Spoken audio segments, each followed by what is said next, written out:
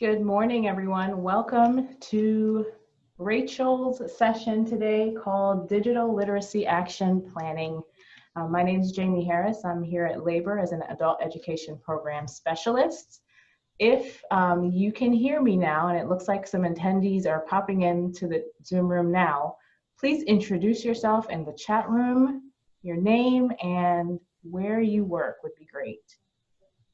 Hi, Doug. Thanks for being here.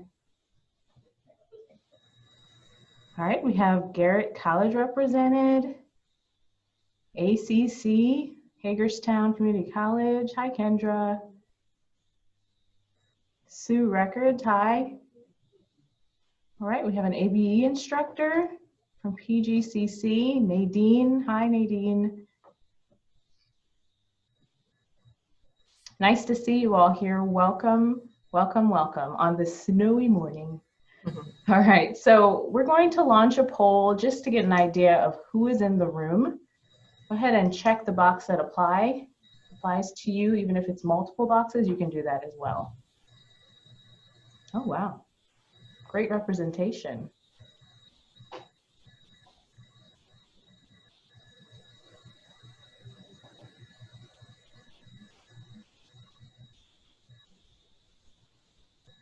Okay, I'm going to end the poll and let you see who is in the room. We have a lot of ABE instructors and ESL. It's a good mix. Thank you for being here, all of you. I'm going to introduce you to Rachel Riggs. She's an adjunct faculty member at Frederick Community College. Rachel, thank you so much for sharing, and we look forward to hearing what you have to share. Awesome. Thank you so much, Jamie.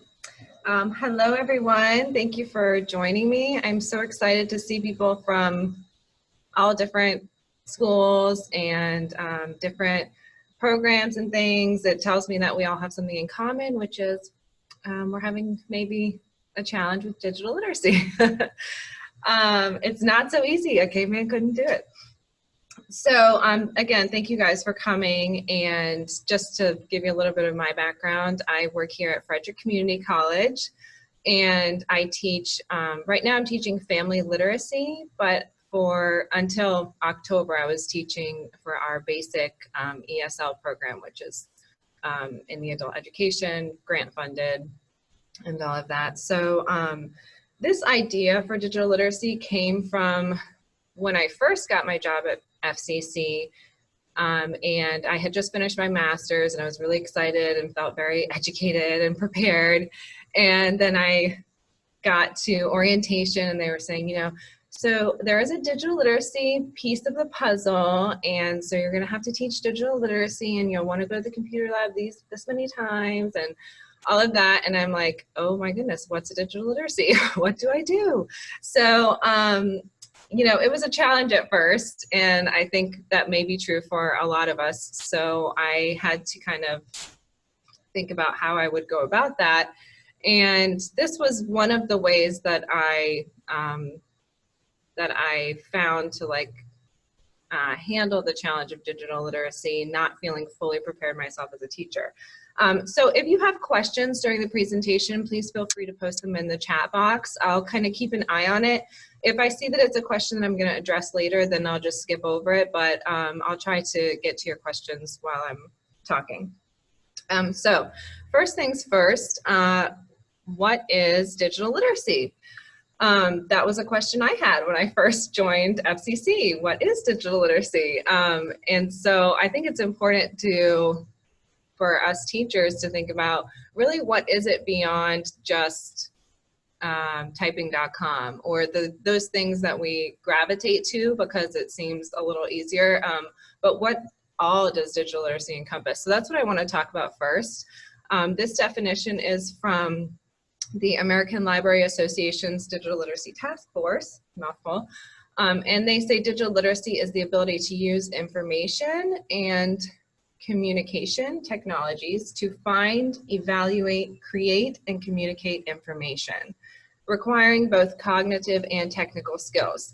So I like this definition a lot because it covers a lot of the different pieces of the puzzle, and what I like in particular is that it mentions cognitive skills, we a lot of times come to the computer lab and we kind of feed our students, or at least I do, we feed them step by step. This is what you're going to do. Open this window and this looks like this. And we want to really guide them through, kind of spoon feed them what they need to do. And that may be helping them build some technical skills, but it's not really helping them with the cognitive skills of thinking about, okay, I'm at a computer, so this red X, you know, what does that mean? And really thinking through the steps that they're taking rather than just following a rote instruction.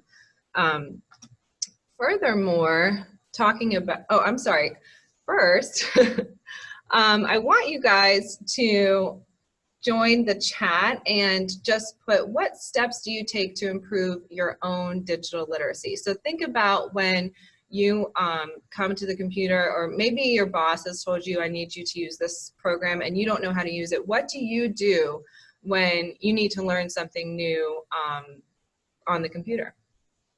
So if you just want to put like a little answer in the chat box, and we can talk about those. Play around with the new software. Thanks, Doug. YouTube. Okay. Thanks, Kendra. That's a big one. Play with it till it makes sense.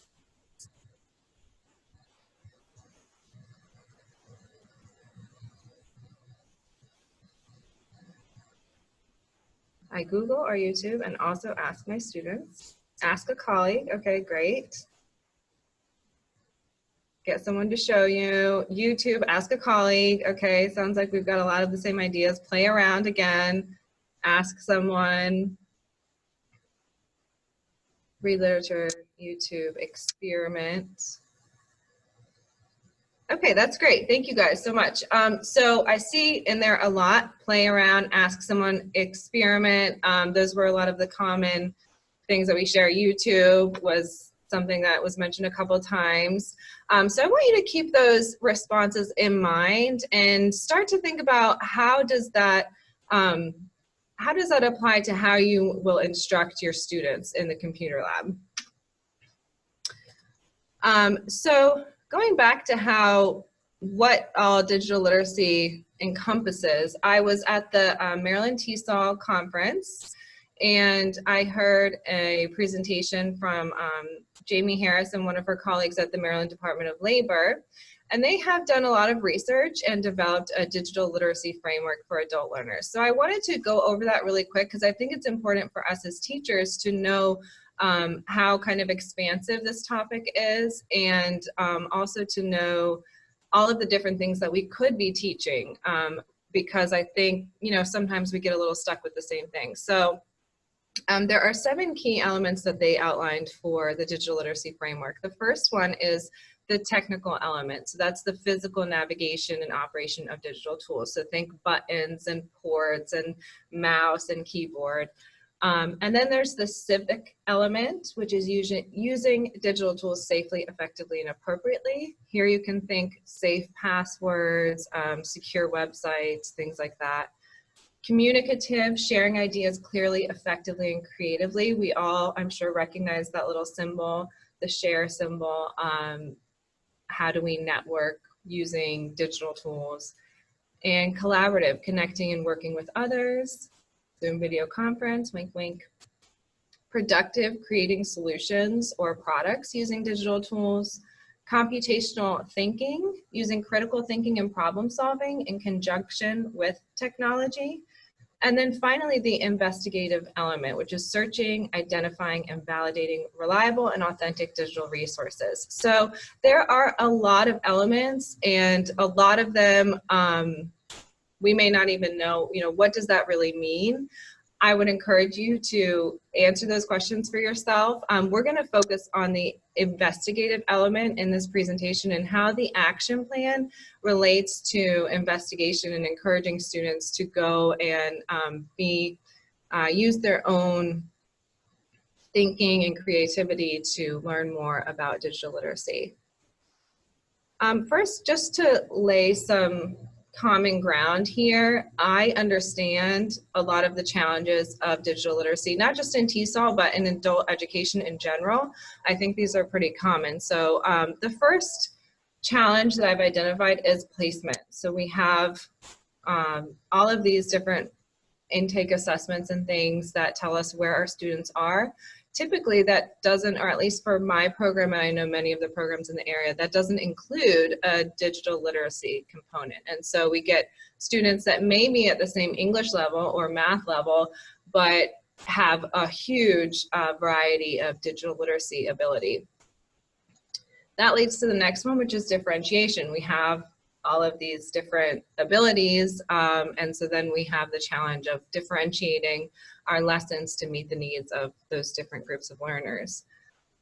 Life application is another challenge. You know, we can talk about how we're going to teach about Microsoft Word, and we can hope that that's something that's applicable to everyone, but that may not necessarily be true. So we have that hurdle of with digital literacy, whereas pretty much anything I teach in English and English language is going to be useful for everyone. I'm not so sure that that's what's happening when I'm teaching Microsoft Word or how to use email or keyboarding and things like that.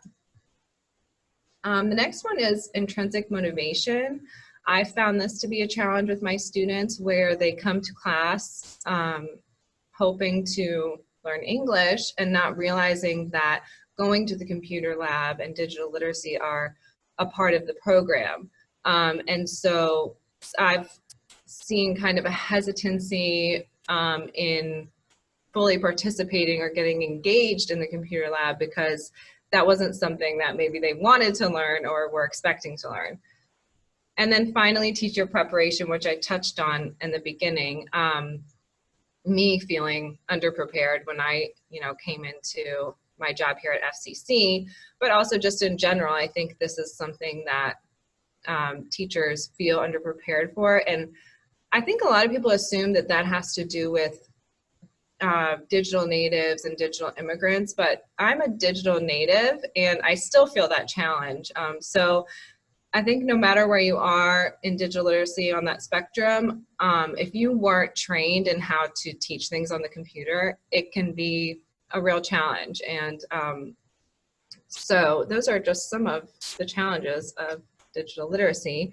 And this is my proposed solution to mitigate some of those challenges, which is the Digital Literacy Action Plan. First, what is the actual action plan? It is a plan created by students to map out how they'll build their digital literacy during a given course session. So the key piece here is that it's created by students, not by the teacher. And it's their way of having agency in the digital literacy world. Of course, teachers will help to support them in creating the plan using scaffolding. And then I have three different things that I use to support my students that I'm going to share with you guys. So the first thing that's really important is time for goal setting. This is something I have always included in all of my classes, whether digital literacy is a part of it or not. And I think no matter what someone's learning, it can always help to start out with how does this fit into the big picture of my life and how is this truly useful to me? And then an action plan submission is the next component. So we'll talk about what that looks like in a minute. And finally, a reflection. I'm sorry guys, I lost the chat box. I'm trying to get that back. Oh, it's right up here. Okay. See, digital native, but still just having some issues here. Okay. All right, so a reflection. So that's where after they've given you the plan and after they've gone to the computer lab, they reflect on how things went for them. So how does it solve the problem? How does the Digital Literacy Action Plan address all of those challenges that we just talked about? First of all, with placement, it allows students to self-evaluate. So they can approach the time in the computer lab and approach digital literacy with their own ideas of, okay, where am I and what level am I at? It doesn't have to be something that's predetermined by an assessment or a teacher. And then there's built-in differentiation, because with the action plan, you're going to be in the computer lab having students do different activities that they've already planned out for themselves. Life application, I think it helps a lot with that issue, because students will be choosing what they want to study, and they will have already determined how it's going to apply to their life, how it's going to help them in different areas of their life. Intrinsic motivation, again, I think students are more willing to learn and more open to it if it's something that they know is really meaningful to them and it's something that they've been able to choose for themselves.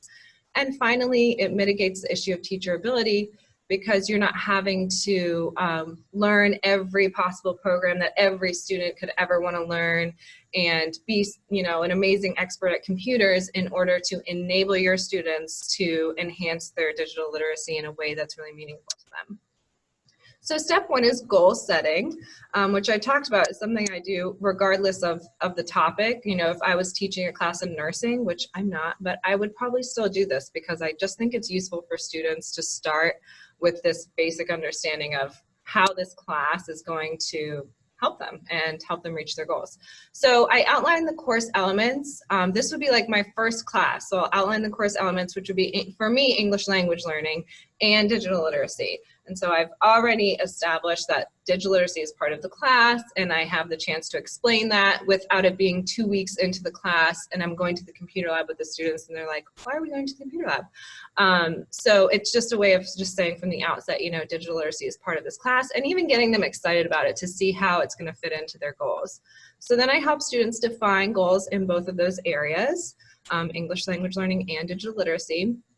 And I think it's important here to introduce a healthy goal setting framework. So instead of just letting students kind of write, I want to learn English, or I like computers, you know, you want to get them to make it realistic, specific, measurable. I'm sure a lot of people are familiar with the SMART acronym. That's really popular, and I think it's really useful when you're doing a goal setting kind of lesson plan. Just giving them something that's going to help them really think about the specifics of their goals and help them set goals that are realistic and meaningful to them. I offer a scaffold, so this can be something really simple, like a chart with 2 columns for different types of goals, or you can do a whole web where you have like work life, personal life, school, and they can put goals for each of those different areas. I had a handout one time that was the SMART acronym, and so at the top they wrote a really simple goal like I want to learn English, and it took them through step by step. Okay, make it more specific. Okay, make it measurable. And so then at the end they ended up with a really meaty goal. So that was cool. So any kind of scaffold like that I think is really useful for students. And then you can introduce digital literacy topics that you're going to cover. So this is where I should tell you that the action plan does not mean that you won't be also teaching digital literacy. The action plan is for students who have something specific in mind that they want to learn in the computer lab. For the rest of the students, and there will be students who, when you say, what do you want to learn on the computer, they might be like, I have no clue.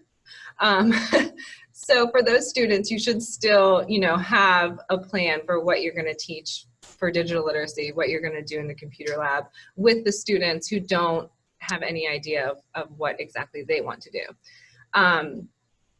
So introduce some of the topics that you might cover. Maybe you're going to do keyboarding, maybe you like to teach Microsoft Word, whatever it may be. And look for students during that time that you're sharing, look for students that show interest in specific objectives. So, you know, open it up to them and talk about it with them. And you may have students who say, you know, I've been wanting to learn blah, blah, blah, blah, blah, blah, blah. And to you, it might sound like gibberish and you have no clue what they're talking about. That's the student that you want to make an action plan. So, you know, kind of tune your ears during that discussion time to those students who seem to have an idea of what would be beneficial to them. Oh my goodness, that happened to me last time. Okay, so then the action plan submission itself looks like this for me. I use Google Forms. So if you see those 4 images at the top of your screen, that's what it looks like to the students. So it's just some questions that are separated into sections, and we'll talk about what the sections mean in a minute, but that's just what I use. So it's just going to give you an idea of what the students will be doing. So first you start with the goal setting lesson plan, then you want the submission. You want something for them that they can give you so that you can start the conversation about how they're going to use the time in the computer lab. So this gives you an idea of what students will actually be doing.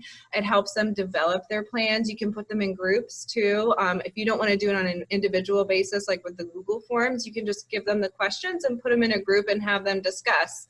And I like the group setting for this because they can share resources. You know, if someone says, oh, I want to learn about this, someone else can say, oh, you know what, you should check out this YouTube video, or you should go to this website. So the group setting, if you can do it, is beneficial. Again, I collect these very easily via Google Forms when I'm doing it individually. So if you're not familiar with Google Forms, that's something that you should go ask a colleague, go to YouTube, or play around, do whatever you need to do to learn about Google Forms, because it's really user-friendly and useful.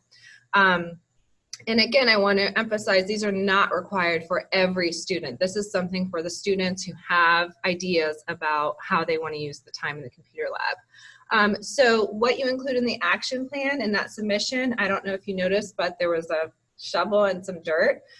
And the acronym that I use to kind of organize the submission is DIG. So DIG is details, that's the what of what they're going to do. Intent, that's the why, and guidance is the how they're going to approach it. So details would be what programs or skills do you want to learn?